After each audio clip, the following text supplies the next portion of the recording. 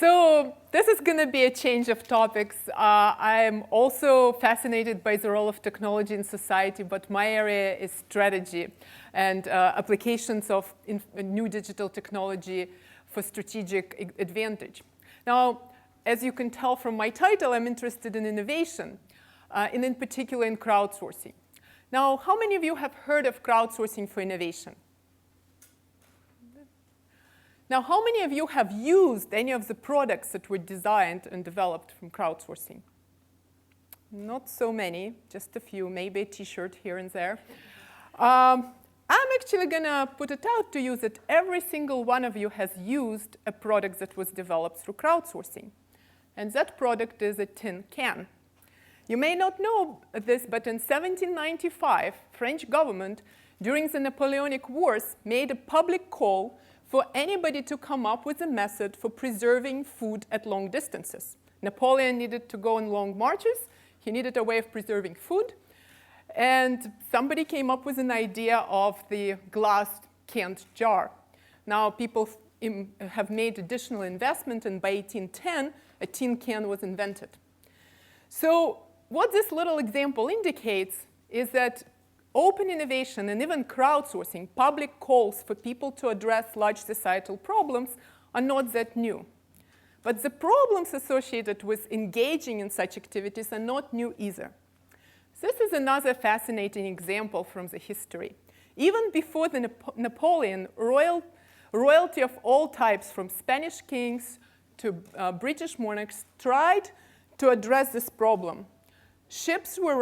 Shipwrecks often happened because navigators could not determine longitude at sea. It was one of the biggest challenges in navigation in the 16th, 17th, and in this case, 18th century.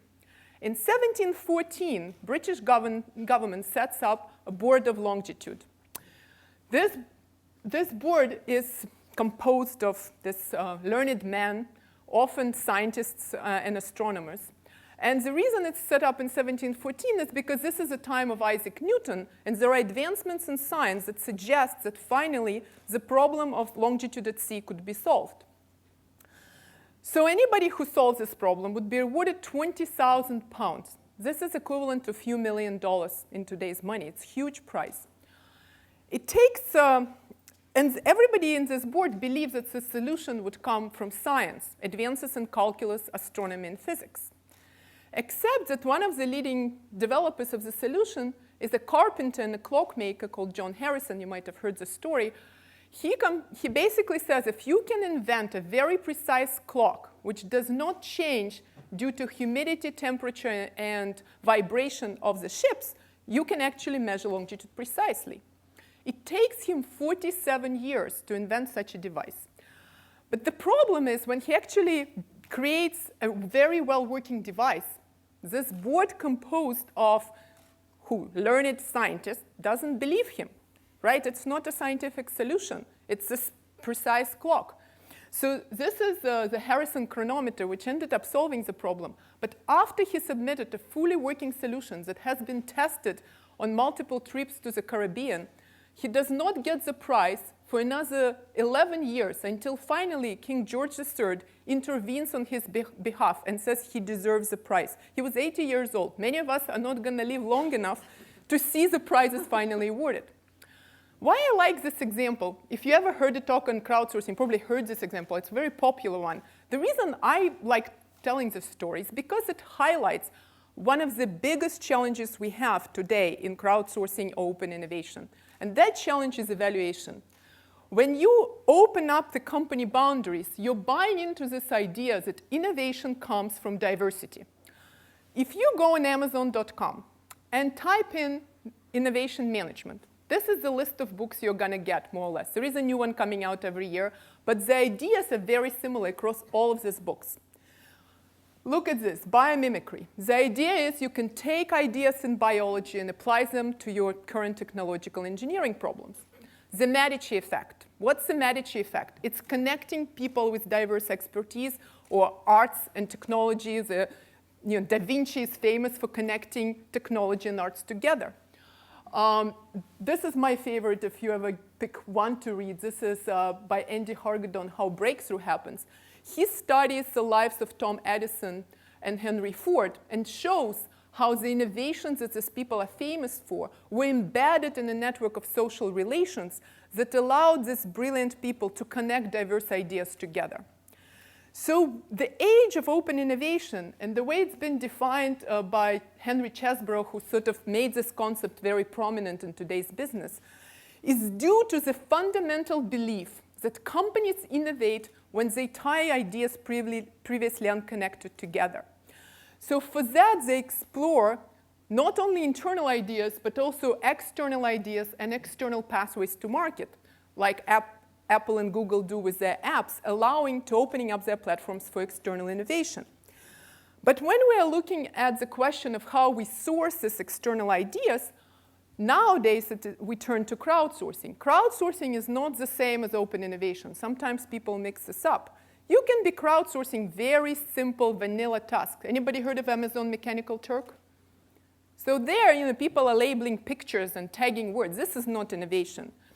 There are websites where you can sort of ask people to translate text for you. That's not innovation. It's crowdsourcing, but not innovation. So what the idea of crowdsourcing is basically taking jobs that were previously done internally and making public open calls for anybody. A dog could do it sort of on the internet, right? Nobody knows. Making public open calls for somebody to do it. You can use it for innovation, but the same problems I mentioned from centuries ago of how you, on one hand, open up your boundaries so as to invite the breadth of ideas. On the other hand, don't use the same narrow judgment to reject every single novel idea. This problem is going to be there, whether you crowdsource or engage with alliances. IT has basically fueled the growth of crowdsourcing models. So this is a chart that basically shows quite clearly that at the beginning we started with some simple cases where people just put out projects, little projects for bid on places like Elance and Rent-A-Coder. Then Innocentive, a site I'm going to talk a little bit more about next, came up. And that's more of a crowdsourcing for innovation. And what you see, obviously, on the right-hand side is that this has been growing like mushrooms. I'm willing to bet that maybe every week we have a new idea for how to crowdsource something. And this is wonderful. We have this engine of innovation in our society. But at the same time, I'm venturing to say that only few of those experiments will prove successful. So what it is that can guide companies who experiment in this space? So Innocentive, as I mentioned, was one of the pioneers. How many of you have heard of Innocentive.com? Just a few. So Innocentive is a website that was launched by a couple of biotech executives sort of working for pharma companies who figured out that there are people out there with diversity of expertise who could solve difficult technical problems that companies cannot solve themselves. Well, I like this example because basically what this is asking somebody to do is to invent this dream technology. So think of your 20th high school reunion, right? Wouldn't you want to have a polymer that you can put on your skin to look 20 years younger? And all that, for some reasonable price, that you can buy it in your local CVS store. And by the way, if you have such technology, you should show that it works. The reduction to practice challenge on an incentive is a kind of challenge where you actually have lab results in a working prototype. So it's not very difficult, as I read about this, to invent such a polymer. What's really difficult is to invent one that doesn't kill your skin cells while it's making you look 20 years younger. Now, how many of you, if you had an idea of how to do this, would give it up for 30 grand? I don't see a single hand. Yes, anybody? So this kind of challenge makes you think, like, what are they thinking about? Who's going to give it up? We're going to go to L'Oreal and sell it for a few million, because this is probably $1 billion market if you really invent something like this. So oftentimes, these kinds of challenges are targeting people who have no other way of developing technologies they came up with. Often these are people located in geographies that don't have access to venture capital. But some of the problems people have posed there are simply engaging people with access, time, and talent who are not interested in commercial profit as much. So who are the kinds of people who have extra time, deep expertise, and not so much into commercializing. Exactly, retirees. A good number of problems that have been solved here have been solved by retirees. In fact, I had an MBA student in my class who, when I talked about an incentive, mentions that his father is on an incentive as a retired PhD from a biotechnology company. So an incentive is one way of doing crowdsourcing. The main idea of this site is to attract people with a broad expertise, but not necessarily the users. It's unlikely that somebody who wants to use this polymer also is able to invent it. Majority of crowdsourcing for innovation taps into the idea of user-driven innovation or lead user innovation. So probably one of the most famous successful example of this is Lego, enabling its lead users to engage in new product design. They want to do it. They're interested already in Lego and its products. The product itself, Lego sets, fairly decomposable, right? Almost literally decomposable. You can take it down to pieces.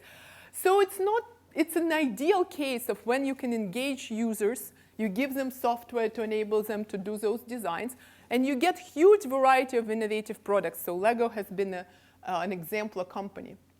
But companies engage in innovation crowdsourcing in very different ways. How many of you have heard of P&G crowdsourcing? That's one of the companies on the forefront. There is one hand there. Well, Huggies, Kimberly-Clark rather, the producer of Huggies, is a competitor of P&G.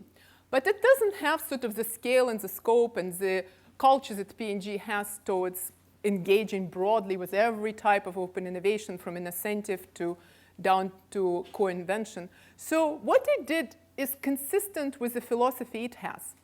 The key users for Huggies are moms, right? So like, I'm a mom, I know what Huggies are, what they're supposed to do. But moms often have ideas for baby products that may not necessarily be on the market. So what they have done is they say, well, instead of, say, asking people to invent better diaper, which requires at least a PhD in chemistry or chemical engineering, because it's a very advanced process, why don't we ask our moms, our user community, to suggest product inventions, and we will have basically a venture capital fund which will invest in some of those. So this is like this little thing called aqueduct. Anybody who has kids can relate to this. My kids could never reach the water. Like, so you give them a little something that helps them reach the water, you make them better off.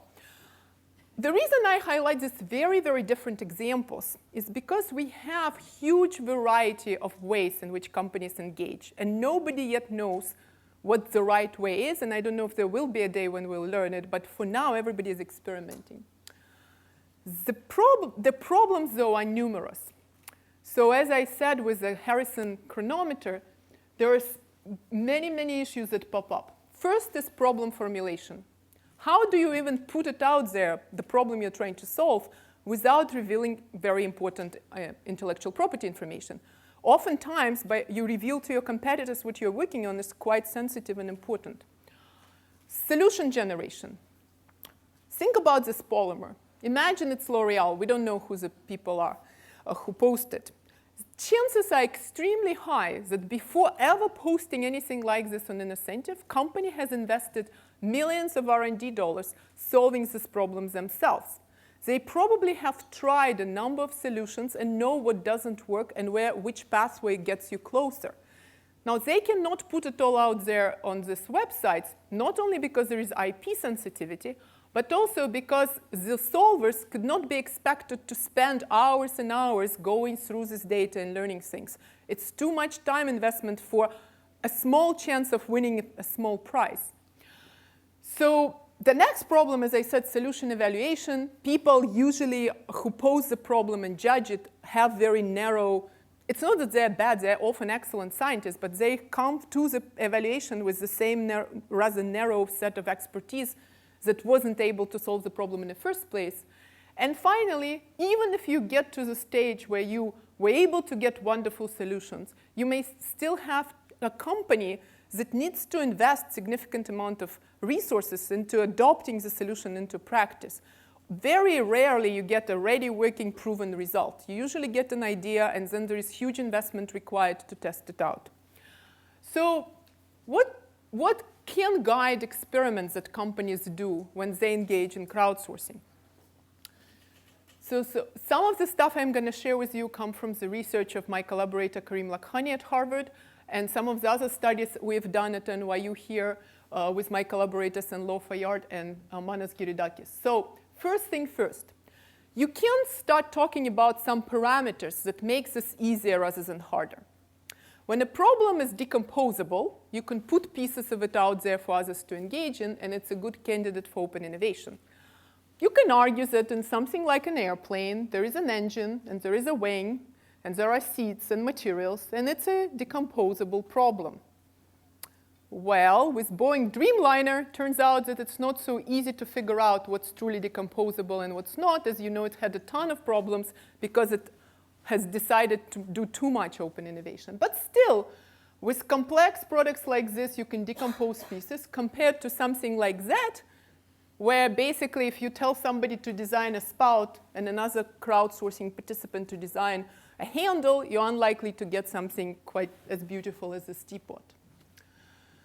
The other aspect to think about is the nature of solution knowledge. Do you believe that the solution knowledge to your problem is widely distributed? So, for example, how many of you have heard of Frog Design consultancy? So Frog Design is an elite design consultancy firm, but it created a crowdsourcing platform called Frog Mob to help them do some research. All they're saying is, if you have a camera, you can help us do research, in this case, for example, on your cupboards. Give us all the pictures of your pantries. Give us all the pictures of touchscreen cameras, devices. So it's anybody with a camera has a variety of things they observe. So this is a good candidate for crowdsourcing because the solution knowledge is distributed. You can compare this to something like plant optimization. The knowledge is very concentrated with a few people and very embedded in the organization. Another aspect of this is nature of the evaluation knowledge. Anybody heard of threadless t-shirt designs? Right.